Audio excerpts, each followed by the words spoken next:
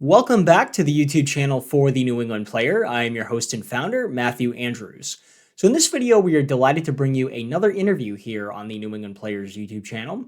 And in this video, we sit down and have a great conversation with the Connecticut Amateur competitor, Will Lodge. Will is the winner of this year's Connecticut Amateur Championship, which was staged at the Wampanoag Country Club in the month of June. And he has also just graduated from Yale University, where he was the captain of the golf team there this past season. So in this video, we speak to him about his incredible week during the Connecticut Amateur Championship and his victory over the stalwart Connecticut amateur competitor, Cody Palladino.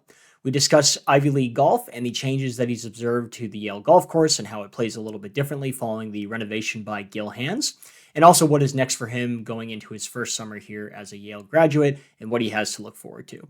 So we certainly hope you enjoyed the video, and as always, please be sure to give this video a like, comment below on what you think, and as always, please be sure to subscribe to the channel to make sure that you don't miss any of our content like this coming forward from here. All right, thanks very much, and let's get into the conversation with Will. All right, Will, well, thank you so much for joining me here on the New England Players YouTube channel. It's a real pleasure to speak with you today. Yeah, thank you so much for having me. This is great. Always a joy to talk golf, and especially New England golf. So very excited to be here. Excellent. Very good.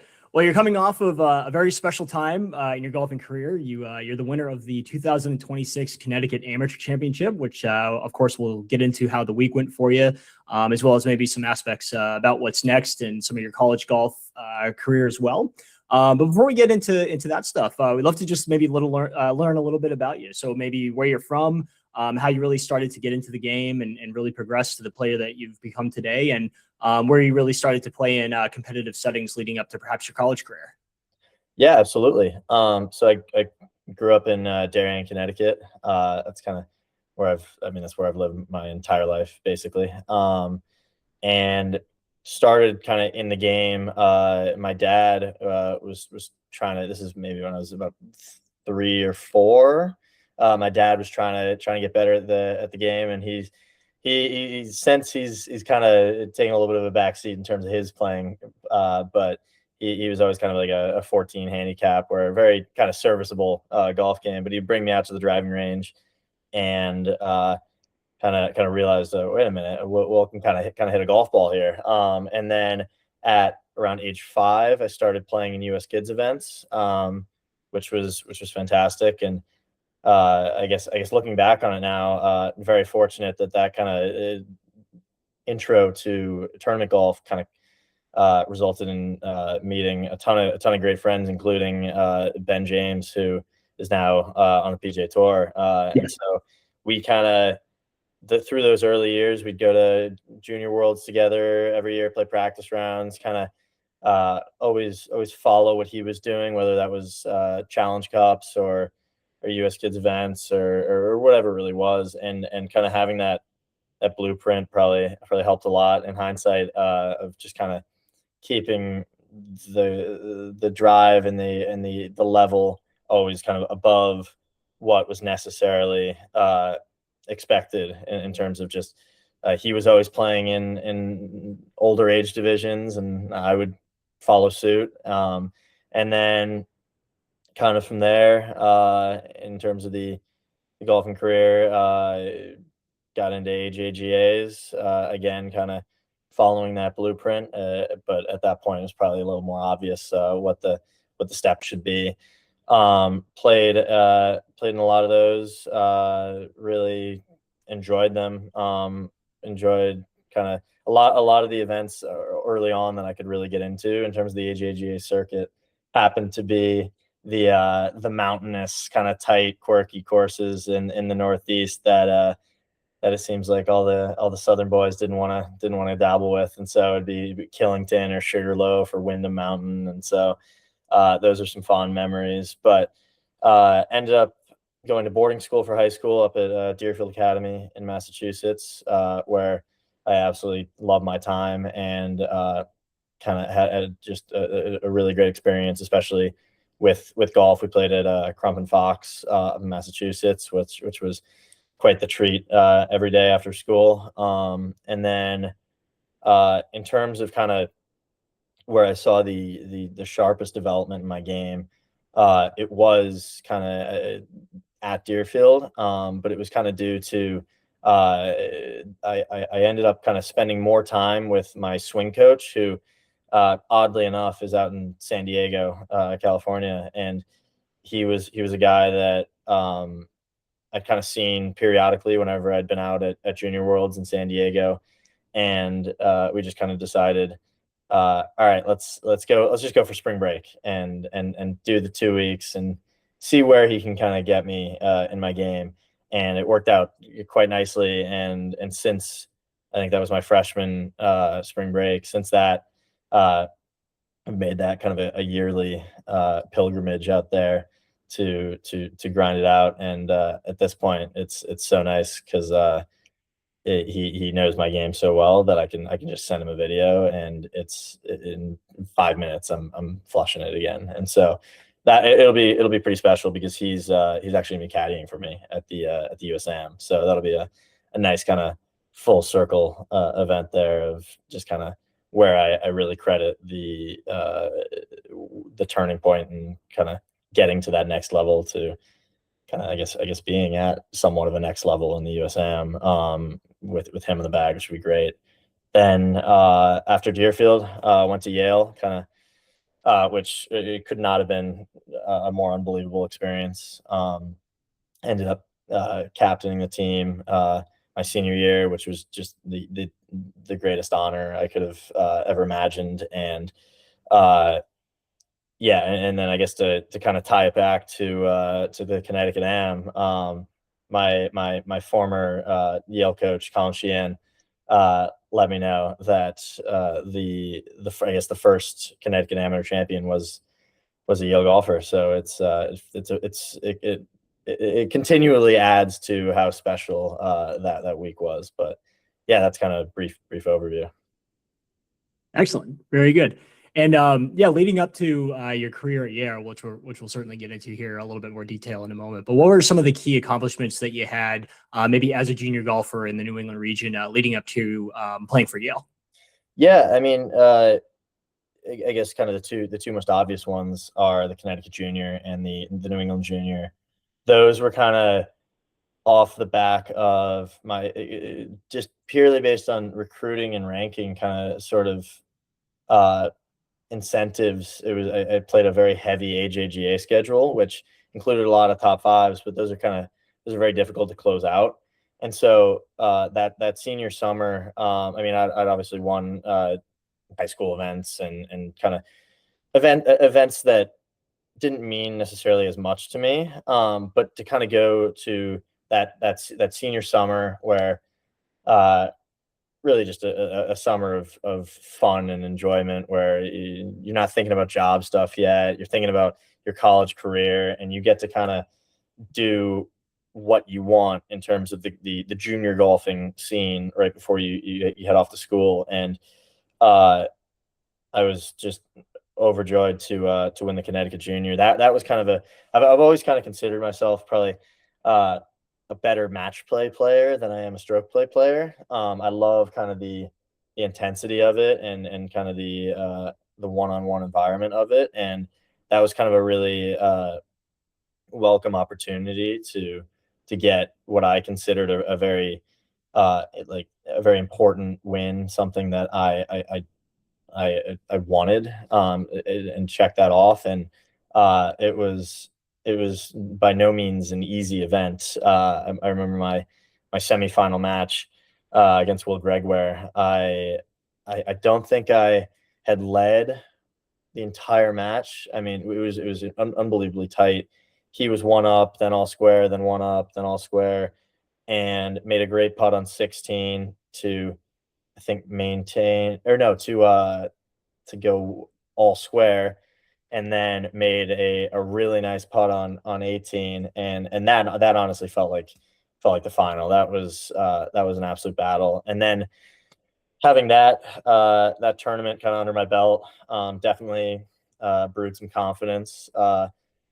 In addition to kind of having Yale on the horizon, which I was just so excited to go do. Had a lot of confidence going into the New England Junior. That was my first time, it was my second time on being able to go play with that team. and hadn't played well the first time, but kind of spurred on by that boost of confidence and just kind of the desire to have just a lot of fun in those last couple events. I ended up playing great, and Connecticut swept everything, which was a very very cool experience to win the boys, the girls, the boys individual, and the girls individual. So those two really kind of got me in the right mindset for college golf, and then which we can touch on later. But I definitely came into that freshman fall very hot, and yeah, absolutely credit that kind of good start to those two New England junior events. Excellent. Excellent. Very good. Yeah. A lot of good stuff for you coming into your college career. Certainly, it sounds like. Excellent. Yeah. So you already kind of mentioned, of course, playing for Yale. You had the honor of being the team captain in your senior year here, which is, I have to imagine, it's just such an incredible honor. So one of the things I wanted to maybe get into is like, I feel like in the world of college golf, I think with, wherever you see maybe on the Golf Channel or some of the really prolific players that you might hear about, a lot of times I think they're sometimes coming from areas outside of New England, certainly. Like you think about like maybe Big Ten schools or SEC schools, certainly with like Auburn and Alabama and some of the likes of those schools. But I'd love to maybe understand like a little bit about the Ivy League competitive golf scene, which, for those that maybe don't know, you've got like, of course, Yale, but like Harvard, Brown, Cornell, Columbia, Penn, those are some of the main schools. But yeah, talk to us a little about like what the Ivy League golf scene is like in terms of like, some of the types of events that you have, like what are some of the specific ones, how competitive the Ivy League, section is for golf specifically. And then is there anything that you would maybe expect in the Ivy League world of golf to be like kind of the same as other sports? Like, for example, is Harvard like a big rival for you guys in golf as well as like the football team? Yeah, I guess to start with kind of an overview of Ivy League golf and kind of the state it's in right now. I think it's in a great position, obviously, with a lot of pedigree, a lot of history. But the quality of golf is incredibly high right now. And it's just been a privilege to be a part of over the last 4 years. The kind of the scene you mentioned, kind of rivals and such. Over the last kind of 4 or 5 years, it's kind of been Yale and Princeton that have been the two schools that have kind of alternated, and Princeton's gotten increasingly strong each year. Harvard has always had a really strong team, just haven't really put it together in the Ivy League championship. And honestly, I mean, if it wasn't us this year, I was pleased to see them do it, because they're always a great group of guys, and we have a pretty actually pretty cordial relationship with them. We're very friendly with them, and they're phenomenal. They've got some great coaches over there. Yeah, I'd say the stronger rivalry has been the Yale Princeton rivalry, where it feels like we've always kind of continually been butting heads and kind of trading off the trophy. But yeah, no, it's been great in terms of kind of how our schedule works, how national it is. It's been increasingly more national in recent years. We play really all over the country. Some of the probably the stronger tournaments that we play in, we play in the Prestige with Princeton, which is Stanford's event. We played in Houston's event a couple times. We went and played in Georgia Southern's event this year. So we're really all over. And I think that what I love most about our schedule, though, is the balance that we have between those national events and kind of the more local, more Northeast event schedule that we still mix in there. Like the Princeton Invitational, for example, is always a staple in our schedule.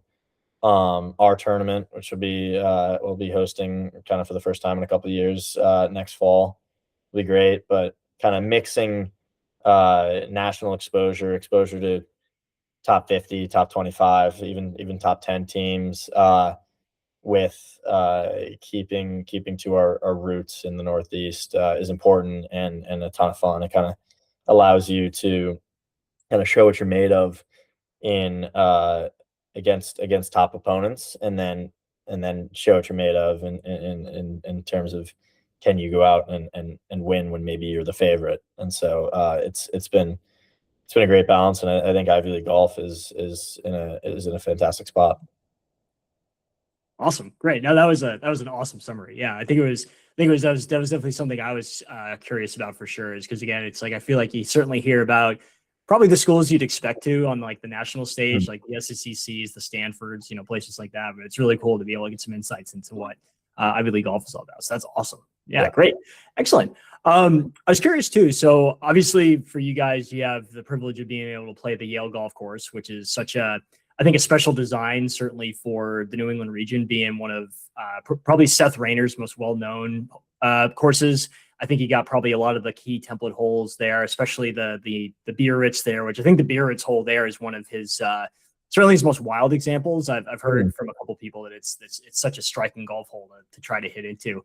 But the course also went through a pretty significant renovation by Gail Hands recently. I think it actually just wrapped up sometime this year, if I'm not mistaken. So I was curious for your experiences, like maybe pre-renovation and post-renovation.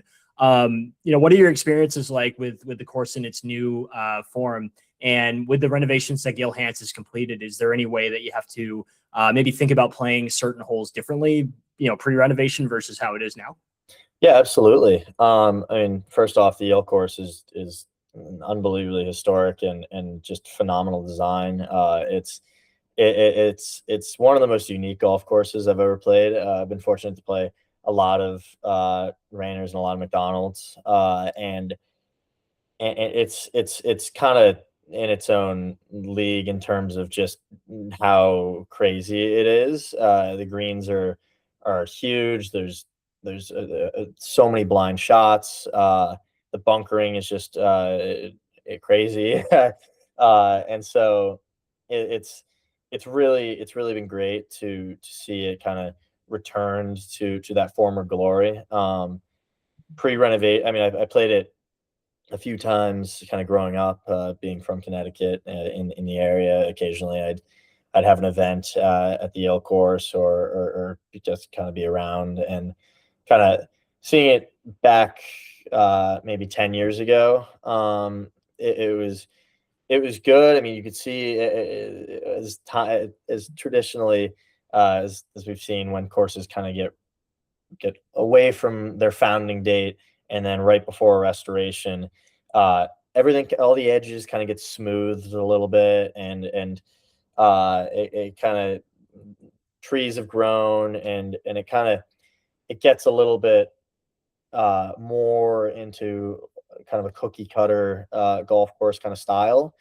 And then obviously just before the renovation, in that period, kind of 5 years prior, it really kind of got into bad shape, which was unfortunate to see. I guess kind of in a positive light, it was nice. It was good that it got into that shape, because it really sparked a lot of interest and demand to put in the money and put in the effort to get it back to where it needs to be. So I guess standing here now with a Gail Hands renovation done on the golf course, it may have been a positive for the future of the course. But yeah, playing the course now is it's pretty wild. It's the way I've described it is, it's what you would imagine if you stepped on a golf course in 1926.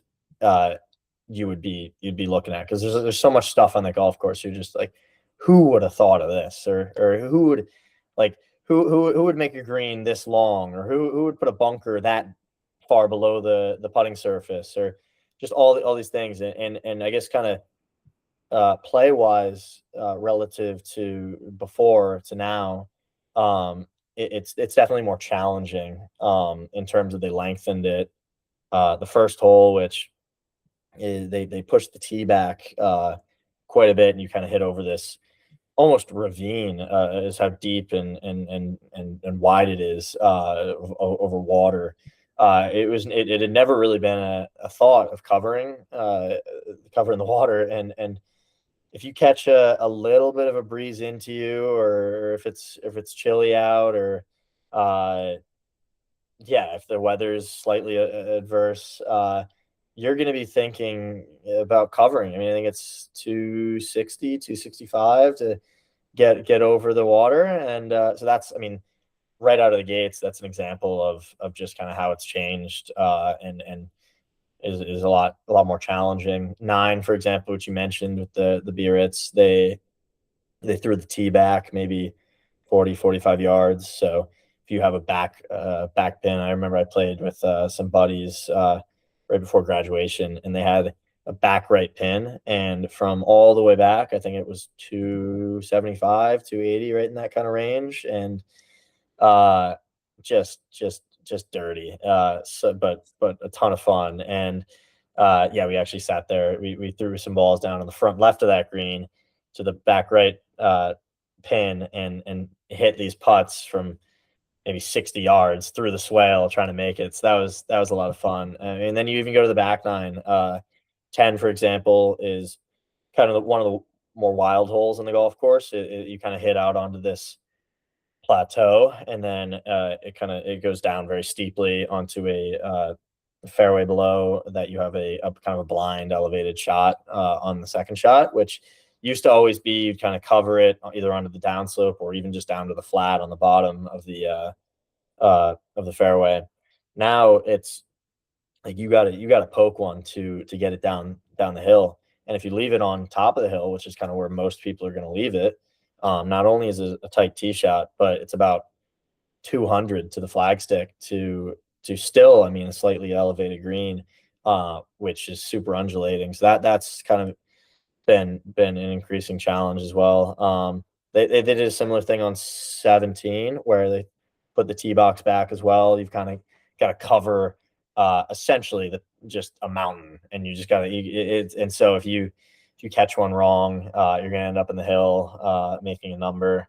So there's a lot going on with that golf course, a lot to think about. I think what's so great about a lot of the changes has been, I mean, I'm always a fan of changes that affect the player playing from the back tee, but not kind of the middle or the front tees.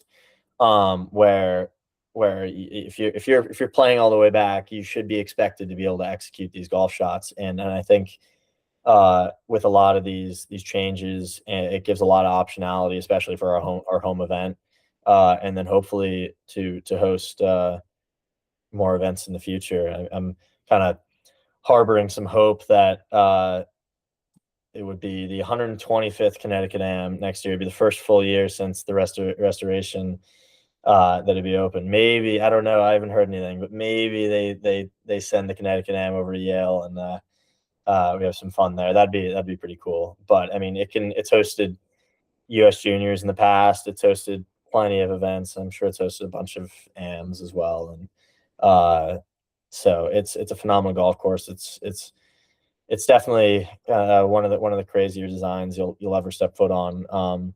People are always talking about the scale of the golf course, and it's completely evident when you step on property. You're just kind of dumbfounded by all the elevated shots, all the blind shots, really just everything. So it's great to see it kind of back to where it should be. Excellent.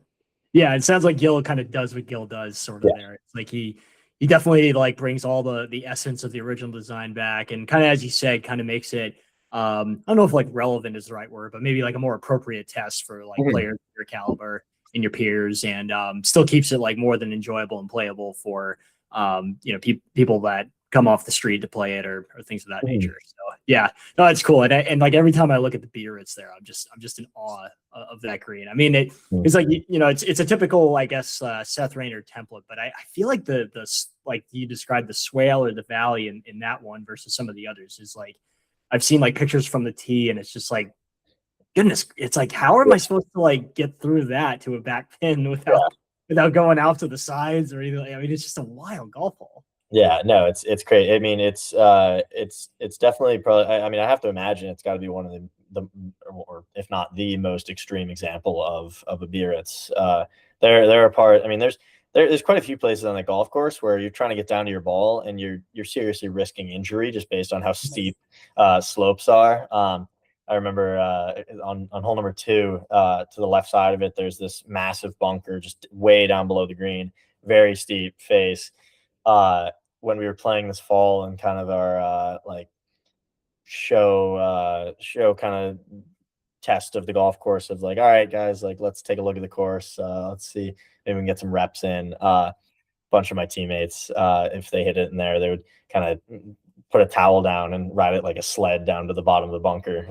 It's just so steep. But yeah, no, it's wild, especially 9. There was we didn't end up overlapping, but a guy that graduated my right before I joined, Darren Lynn, he was notorious for chipping out of the swale. And so there's and I mean, he had a pretty good conversion rate on, I guess, 2 putts out of the swale with the wedge. But that's kind of what's so cool about the golf course is there's just a million ways to play it, and there are just hundreds of golf shots out there that you'll never see anything like it anywhere else. So it's pretty special. Yeah.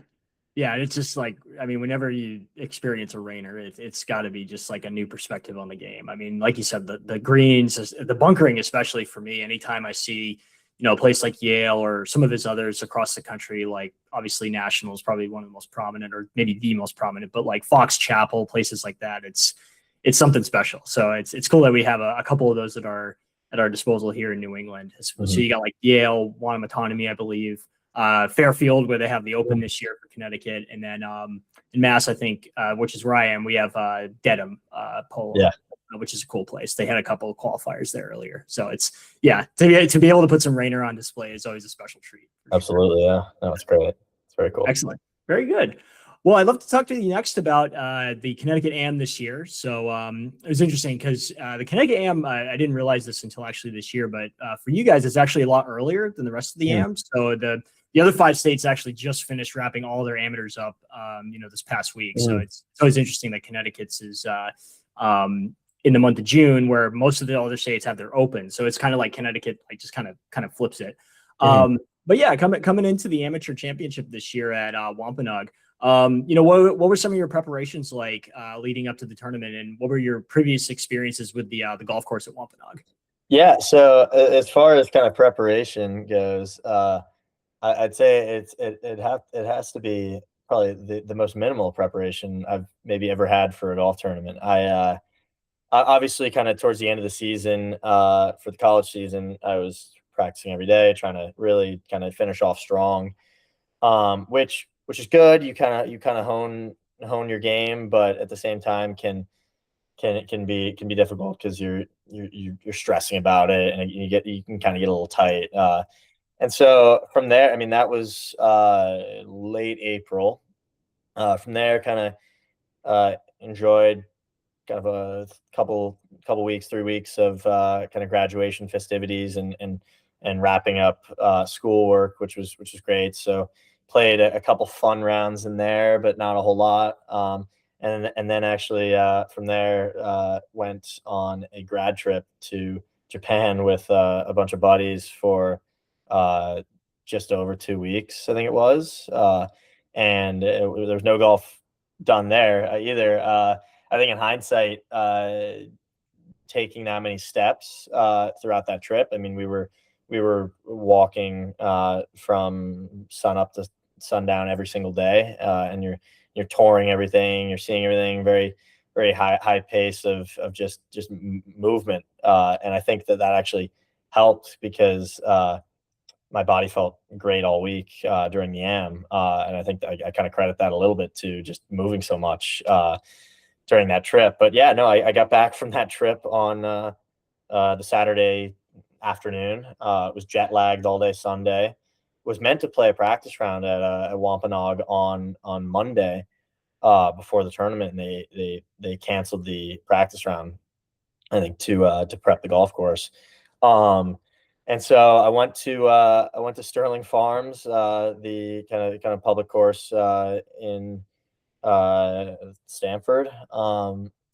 Right, kind of on Monday evening, hit balls for 20, 25 minutes. Was like, I mean, kind of balls are kind of going where it's looking, um, but all right, I guess we're gonna see how it is. Yeah, I guess funny enough, my dad, who still gets the emails for when I sign up for tournaments, he texted me. He was like, hey, can you withdraw from this? I don't want to I don't want to do it for you, thinking that I was going to be out of town for the event. I'm like, no, no, no, I'm playing in that.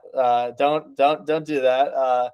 And so I showed up at Wampanoag and uh, really no expectations. I guess the good thing about my game and that I'm kind of learning is I don't necessarily have to have a lot of reps under my belt to kind of slap it around well enough a lot of the time. I mean, well enough is a relative term. I don't know if I was expecting to play great, but I showed up and it was kind of 95 degrees all week. I mean, it was just grilling outside, and I was carrying my bag for round one. Uh, Put together, I want to say even par, and the score was fine, but it was more so kind of how I felt like I was controlling the golf ball and uh, how I felt like I was playing, and also uh, I showed up on property looking for. I was like, oh, I haven't played practice round. They'll have caddies. That'll be great. They didn't have caddies, so fortunately they had a Straka book in the pro shop. So I grabbed that. That was kind of the extent of my preparation, so to speak. And yeah, after round one, realized I was hitting it all right. I was like, okay, all right, this is doable. And then kind of came in round two, also carrying the bag, um, and played some really actually quality golf. Kind of got out hot, and at that point, it was funny. My my thought was, all right, maybe I can get medalist here, and that'll be like a little consolation prize, even if the rest of the week doesn't go well.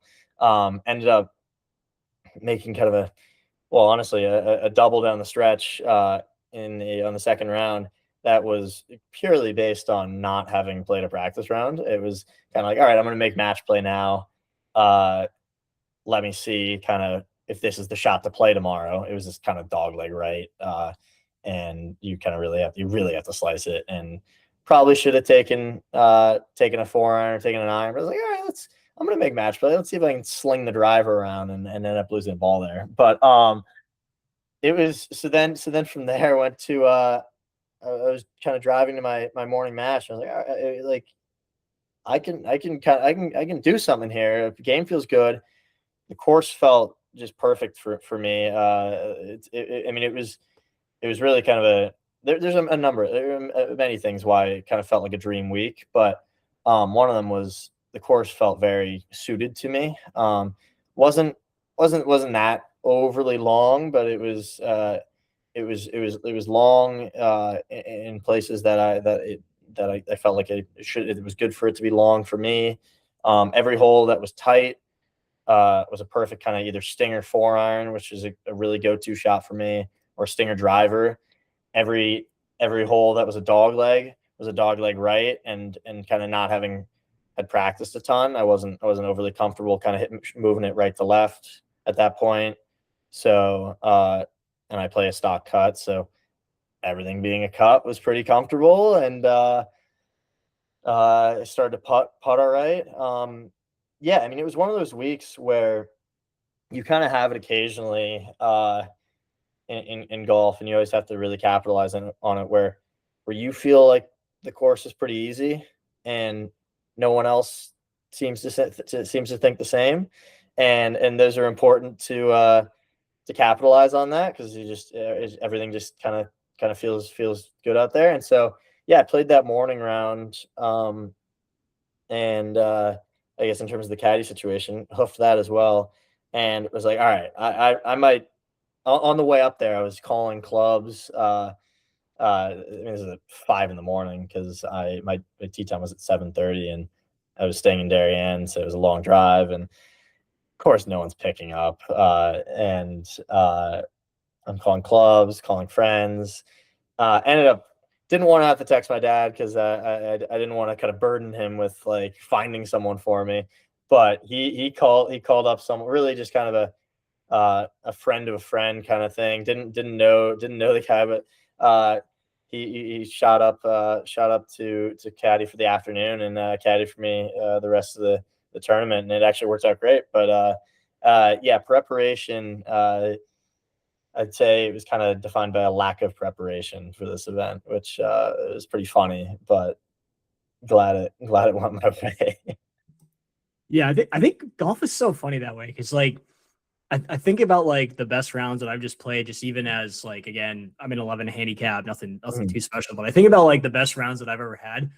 I don't think in those rounds I hit any range balls, which is just Yeah, so it's just so funny how that works out sometimes. It's like counterintuitive to I think how people think like, oh, Mhm. you probably hit like a bunch of balls before, showed up an hour early. It's like I kind of just like got out of my car and just played. It's yeah, funny how that can go sometimes. yeah. But It's a yeah. lot. It's a lot due to expectations. I mean, especially during the stroke play, it was a lot of just like, I mean, I'm playing. I get to play golf this week. I don't know how much golf I'm gonna get to play later in the year and in future years. So just kind of enjoying it. And yeah, I mean, I guess kind of a lack of expectations is nice when you get out there and you're not thinking about swing, or you're not thinking about, oh, where are these positions. You're just kind of thinking about, all right, how am I going to get the ball to this point, or how am I going to manufacture this? And so I definitely uh, that helped me, I guess, in that sense, which is great. Excellent, excellent. Yeah, so you did pretty well in the stroke play. I think you finished fifth in the Mhm. field. I think you were one under, if I remember right. So that of course was more than enough to get you into the match play rounds. And then in the first round of match play, the round of 32, I think you had to go all 18 holes, but you still managed to finish two up.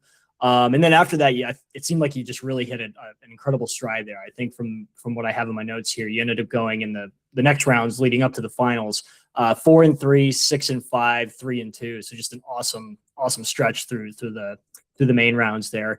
When you come off of say like that first round, again you had to go the distance, but then it seemed like you just really hit a stride from that point forward.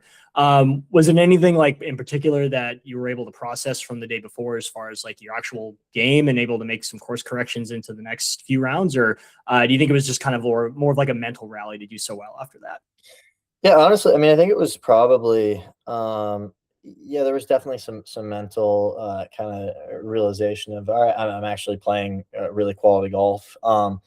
It was funny during that opening match. I made a hole in one on hole number 9, which was, I mean, quite a rarity, obviously, but it had been a long time for me since I made a hole in one, and so it was, I mean, it was phenomenal, but it was a little bit of a weird situation where you want to be excited, but you're also like in the middle of a match. I think at that point that was to get maybe one up or two up, or something. And yeah, that first match, it went the distance. It was a great match. We both played really quality golf, but I felt like I kind of made some sloppy errors, and really it didn't properly kind of shut the door the way I felt like I should have. Because there were moments where I could have, and I mean, one in particular was I was I guess one up going into, or no, I was two up going into 17, and I hit a good one down the middle. Um, or yeah, I guess, and it kind of trickled into the right rough, I think it was. And the way that the green works there, 17 at Wampanoag, is uh, it's kind of a bowl at the back where it slopes pretty severely up, and then it goes into a bunker. But um, like you're trying to use the backstop, especially if you're out of the rough. There's also a false front there, so you do have to cover the false front. I mean, it's a tough shot, but I hit what I thought was just a perfect golf shot. And honestly, I mean, it was, even though it didn't end up working out, it was kind of a good confidence boost to where all right, I need to hit a good golf shot here, and I hit it exactly how I wanted to. It was just unfortunately it got up the back of the backstop and stayed, and so then I was kind of in tough shape from there. Ended up losing the hole, but then birdied 18 to finish it off. But that was a good match, a lot of fun. But kind of having the hole in one in there, as well as kind of playing well, it was kind of a sign of like, okay, maybe I can't squander this opportunity, where kind of unusual things are happening. Maybe it is my week. From there, the afternoon match played well. Was definitely pleased with how I played. I think it was kind of a similar sort of level to the morning match. Just didn't really make as many mistakes in terms of just easy stuff that where you're just kind of pissing away shots, and so those two matches I were pretty comparable. Just a little bit tighter in the afternoon, which was better. And then I mean, I played well in the final, obviously, but the quarters and the semis were may have been kind of the peak of that week. I think in the morning, which it was 6 and 5 in the morning, something of that nature. I I want to say I was 7 under through 13 or something like that. I mean, it was yeah, it was. I mean, I think yeah. I mean, it was pretty good golf. And it started to click, and then um the afternoon, I knew I'd kind of get my money's worth in terms of a quality match there against Rick Dowling. That was kind of one that it kind of I had to pay attention to, and kind of started fine, but a touch shaky. It was pretty funny on. I guess it mirrored a hole in the final, but it was hole one, two, three. It was hole four, which is this dog leg right par five, and which should suit me well. I just kind of overcut the tee shot and it clipped the tree and ended up kind of in a bad spot. And it's not that long of a par five. If you hit a good one down there, you have maybe 7 iron in. Still a great hole. But at that point, we were all scored. We tied every hole up until that point, and it was kind of getting to one of those matches where you feel like whoever strikes first might be in the driver's seat. And so I felt like um I felt like I needed it. I'm trying to think. Did I hit, or I may have hit it in the bunker. I don't know, off the tee. I don't know, whatever it was. I got aggressive, pulled out 5 wood, tried to get something up there. Ended up um left. Oh yeah, so I was in the bunker off the tee. Sorry, I'm jumbled here. In the bunker off the tee. Really, probably ill advised to take 5 wood out of the fairway bunker, but it felt like I could maybe do it. And he had 7 iron in his hand to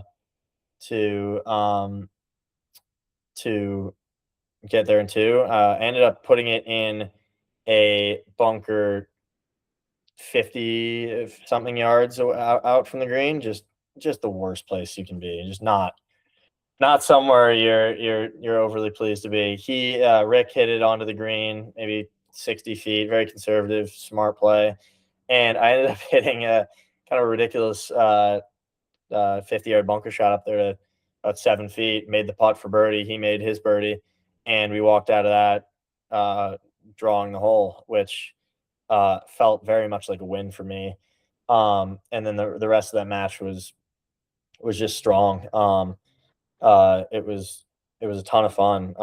It was great because to have both of us play kind of I'm sure he'd be happy with how he played. I was happy with how I played. It wasn't like he kind of laid down and just and played poorly. It was really quite a battle, and so to get out on top there was really fun. And kind of a nice that felt like a big hurdle. I had gotten to, I guess, what is that? That is day 4.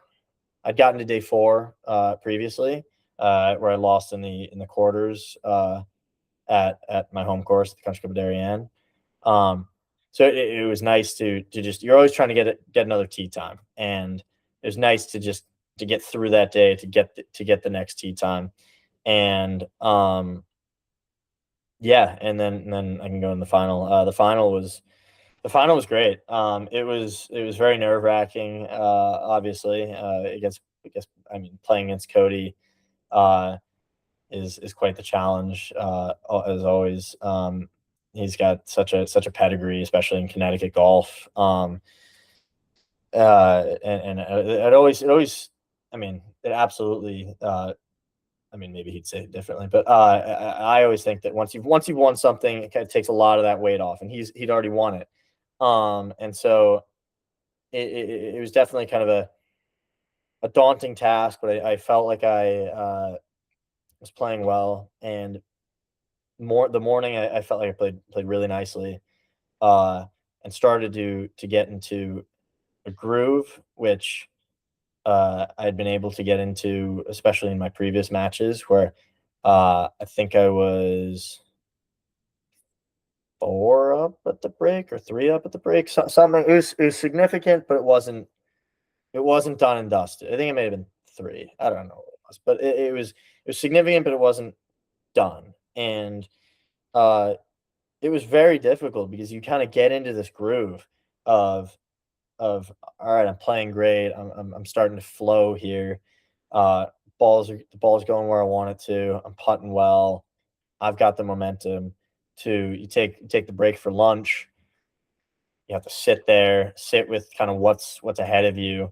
Very nerve wracking. Not a pleasant lunch by any means. And then kind of have to go back out there, and you know that, I mean, in that case, it's my tournament to choke and his tournament to take, and came out, kind of made a sloppy 3 putt on hole 1. Yeah, it must have been 3 up at the turn, because he won that hole. Then kind of really grindy, to, or I don't know, I'm 4 up. I don't know, whatever it was. Grindy kind of holes 2 and 3. Then I guess this is where it mirrors the semifinal match, where we get to 4. He hits it down that right side. I pump one down the middle. I'm in position A. And he goes for it. Same thing that I did. This time he hit it in the fescue. And I guess I should have got a little greedy, I guess, and hit a good shot, but I ended up in a greenside bunker on the right side. Which, not the end of the world, but kind of a bonehead move when your opponent's in the fescue. He took it unplayable, hit it up there, ended up 2 putting. I caught a bad lie in the bunker, and we ended up having the hole with 6s, which felt like almost the same thing as my match against Rick Dowling, where I had kind of stolen one. Felt like he had stolen one, or I'd given it to him, really. And then we went to the next hole, in the afternoon, hole 5 it was, and that's where he holed it from the fairway. I hit not a great drive down the right rough, very much kind of still a nervy golf swing, and he flushed one down the middle. I hit what I was very content, actually, with the golf shot I hit. I hit it kind of recovered shot over a tree onto the green to maybe 15-20 feet. Good look for birdie, and he got up and hold it. And at that point, there were quite a few people watching. They had the live stream going, and so it felt, I mean, and people went nuts for it.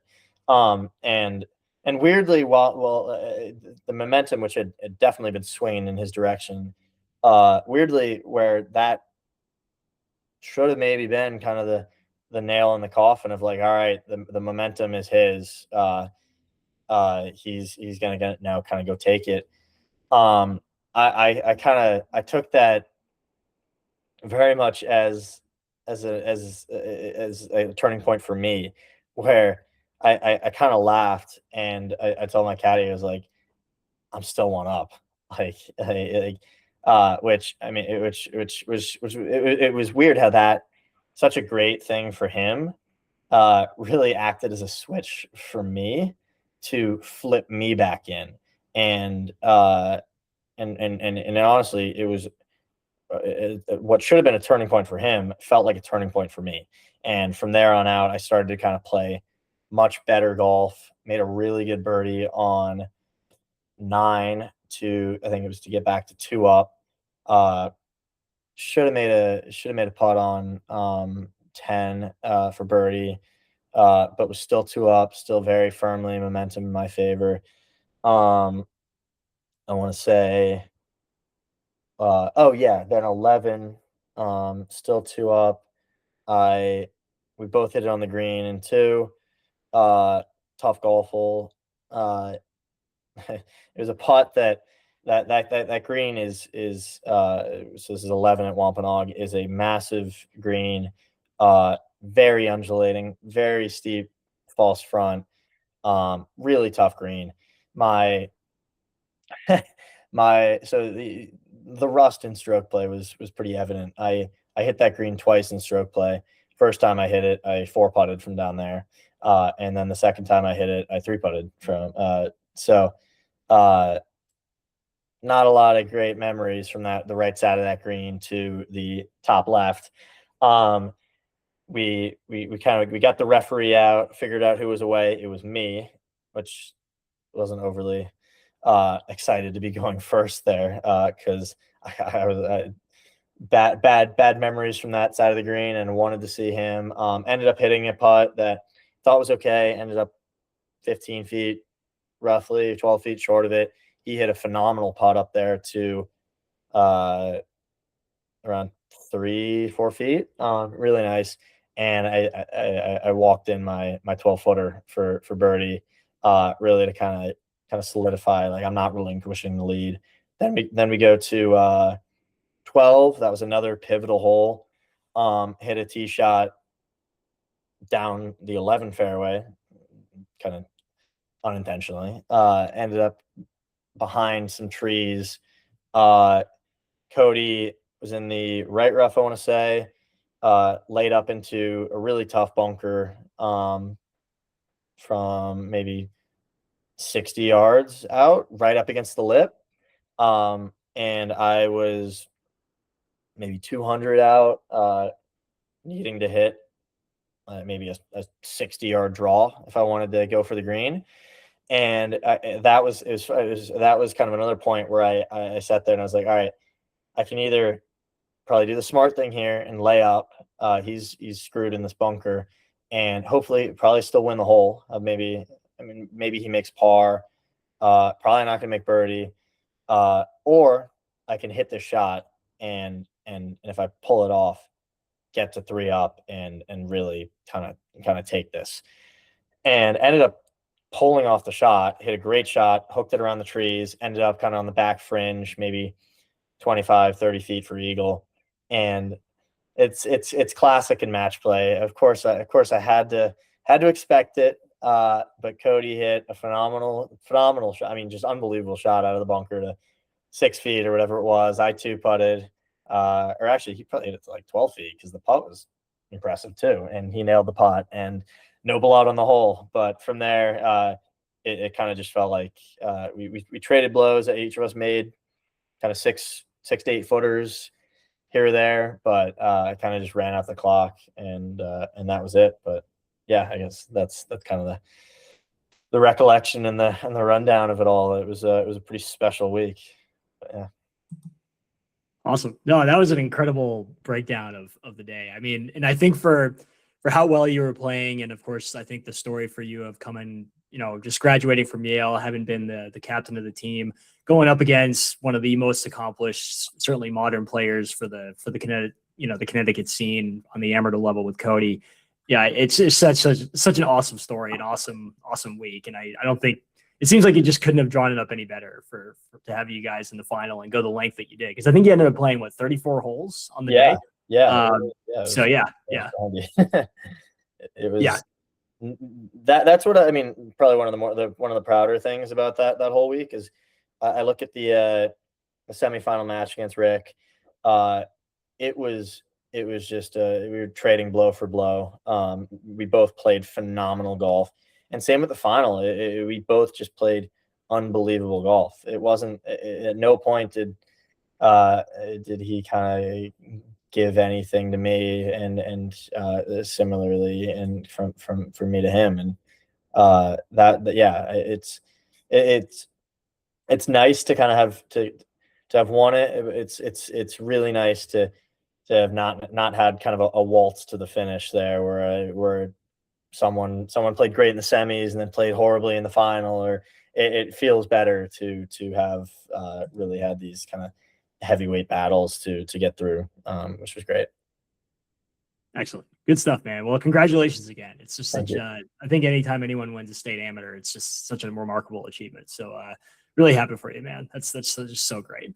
Yeah. And as far as like, what you have coming up next, and I think one of the things that some people might not quite realize is that, of course, winning the Connecticut State Amateur, that gives you the extraordinary honor of being able to go to the United States Amateur this year, which is at, the incredible storied and amazing venue that is Marion in Pennsylvania. So how does it feel for you knowing that you're headed there this year, and what do you think some of your playing schedule will look like heading in? Like, for example, will you be at Country Club of Fairfield for the Connecticut Open? What do you think you'll be able to do? Because I know now that you've graduated, of course you're starting your profession. But yeah, just curious leading up to Marion, how much golf do you think you'll be able to get in before that? Yeah, I mean, I'm hoping to play a bit. I think it'll be kind of relegated to weekends, unfortunately. Yeah, I mean, I would love to play in the Connecticut Open at Fairfield. That is one of my favorite golf courses in Connecticut. Absolutely, so much fun. I'm sure it's gonna be an incredible event. Really, really, really. I mean, the whole thing with all these exemptions is I'm really bummed to not be playing in a lot of these events. At the same time, I'm probably more excited that I'm getting to play in the U.S. Amateur than how sad I am to miss everything, because it's the U.S. Am. It's going to be unbelievable. So I'm trying to kind of maintain the positives in that sense. Right. But yeah, I guess preparational. I played yesterday, just for fun with some buddies, and it was a little shaky. Haven't been doing quite as much movement over the last couple of weeks as I've been preparing for my job as I had been before the Connecticut Am. So probably gonna have to get on some sort of fitness regimen while I'm in the city. Make sure that the body's doing what it needs to do. But yeah, it's gonna be a lot of just kind of just putting in reps. I'm not gonna do anything too crazy. But just try to keep it loose. Obviously, want to go play great at the Am, but kind of in a nice way. The reward and kind of the prize is just being there, and so it takes a lot of that weight off. Uh, I mean, I guess in a similar sense to the Connecticut Am, I'll just kind of feel it out, and hopefully swing and everything is great. But I think it's gonna be, well, first off, it's gonna be hard to have a bad week just being there. It's gonna be incredible. But that always kind of promotes better play when you're just kind of in a phenomenal mood all week, and you're excited and you're ready to go. So I mean, I've got a couple weekends kind of coming up. Probably try to hit some balls. Unfortunately, no tournament golf until then, but yeah, it'll be great. Yeah, USM at Marion. I was kind of talking about this with my dad after the Connecticut Am, and I really don't think I could choose a better site for USM. Like of kind of the viable options. Obviously, it's Cypress or Augusta or Pine Valley, but they're never going to do it there, right? But as far as like viable options go, Marion is got to be the best. And I guess kind of again, there's just been a lot of special things with this Connecticut Am and this USAM kind of opportunity. I look back to 2013 before the U.S. Open, or I guess maybe it was after the U.S. Open. It was after the U.S. Open.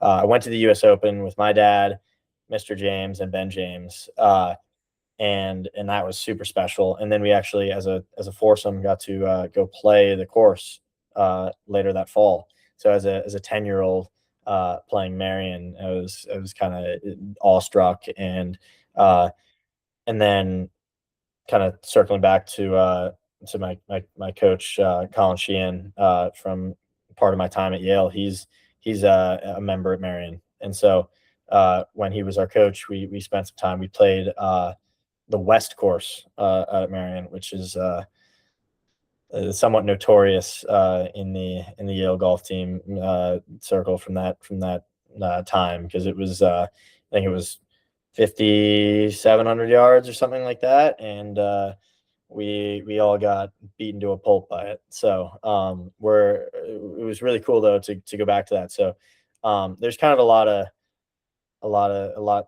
special for me about going back to Marion. And it's nice too that it's relatively nearby to home, because I've definitely been capitalizing on the opportunity to have the ability to pass out tickets to people. Like, oh, here's a ticket, here's a ticket. Not many times in your life you get to hand out tickets to friends. So I'm hoping that people take me up on those offers. But regardless, it'll be a pretty incredible week, and I'm just over the moon to be going. It's kind of a lifelong dream for most golfers, and especially for me. And so really excited to be going. Awesome. No, that's fantastic, man. And I think I have to agree. I think if there's like a short list of courses that you want to be able to play the United States Open at, I think Marion's definitely fallen into that short list. So that's just so awesome that you're headed there. That's great. So yeah, congratulations for that, certainly. So yeah, this has just been an awesome conversation, Will. Again, I certainly can't thank you enough for coming on. I think the last thing I'd love to close with you here is for any of my guests that I have on the channel, and people have heard me say this already, but like for me, this project is just really about celebrating New England golf and the stories like yours that come out of the region, as well as the scene in general. So I'd love to maybe just close with, what are some of the things that in your experiences growing up here in this region make New England such a special part of the nation for golf? And, what do you think for you, having played, I'm sure, some of the most incredible courses throughout the region? What are some of the ones that are your favorites and you think really define what New England golf is all about? Yeah, I mean, I think kind of what really is the most special about New England golf, and through my experience, is obviously you have these courses that are super kind of upper echelon and very storied, which is great. But and obviously the New England history with those is super rich. But I think beyond that, what's so special, because most regions throughout the country can kind of name a few courses that they're proud of and that everyone knows. But I think what I've really found over the years, just through playing, whether it's a CSGA event, whether it's a Met section event, whether it's high school golf up in Massachusetts, or really kind of any of it, is it's not necessarily the heavyweight kind of courses. I mean, obviously those are incredible. It's just the sheer amount of courses that I play in a random qualifier for something, or some random event here or there, that I walk off the golf course and I'm just blown away by it. Because like Wampanoag, for example, is it's a Donald Ross, and it's an unbelievable golf course. And honestly, like, I hadn't really heard that much about it before I stepped on property, and I love that place now. I mean, there's so many courses throughout New England that and especially even in the Northeast region, that it's just, you play a qualifier, you play something that just should not necessarily be at some incredible golf course, and it's just by virtue of there being such a high density of just incredible special golf in this region, that you end up finding these gems along the way.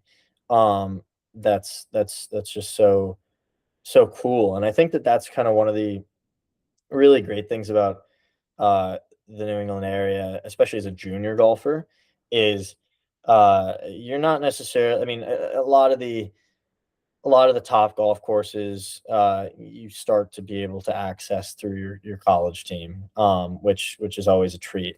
But it kind of brews this love for the game and this passion when you're playing uh, junior events and these smaller events that are on architecturally significant courses that in a lot of the other parts of the country, you wouldn't kind of have that privilege.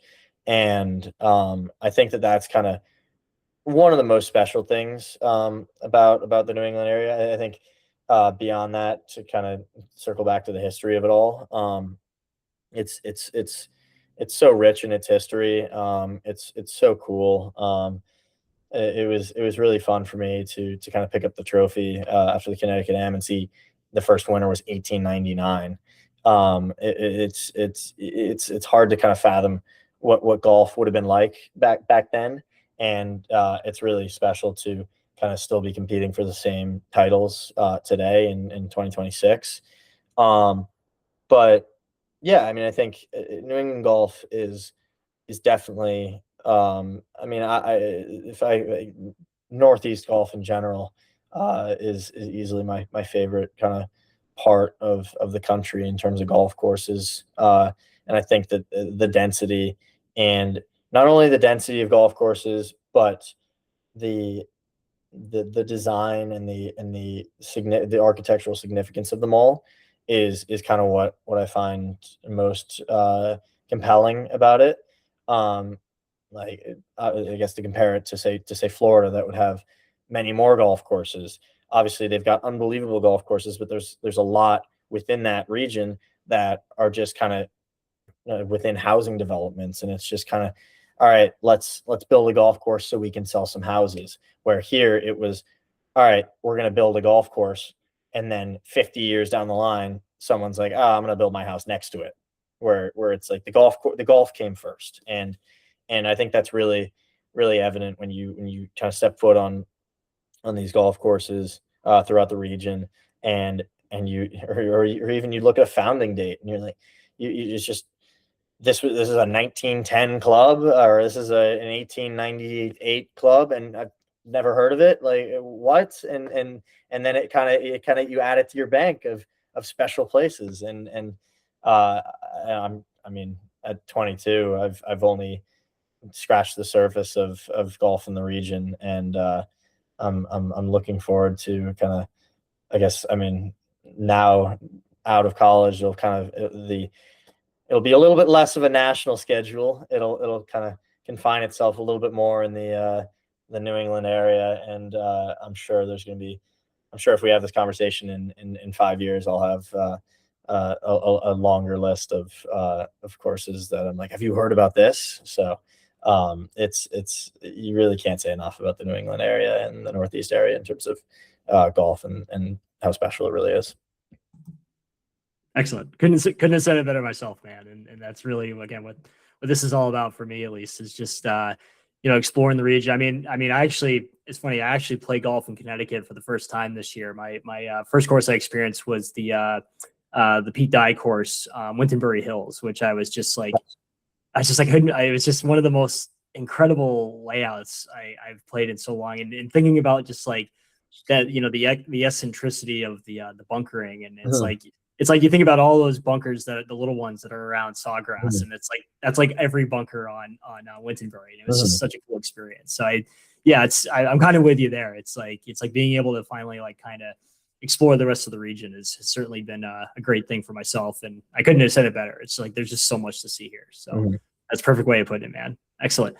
Very good. Well, Will, I really can't thank you enough for your time this afternoon. I know you certainly got a lot going on in your schedule with the starting of career and leading. You got Marion, of course, to think about coming up. So it's really been awesome to talk to you again. I can't thank you enough for your time, and really looking forward to seeing how you do in the USAM and whatever you have next coming from here.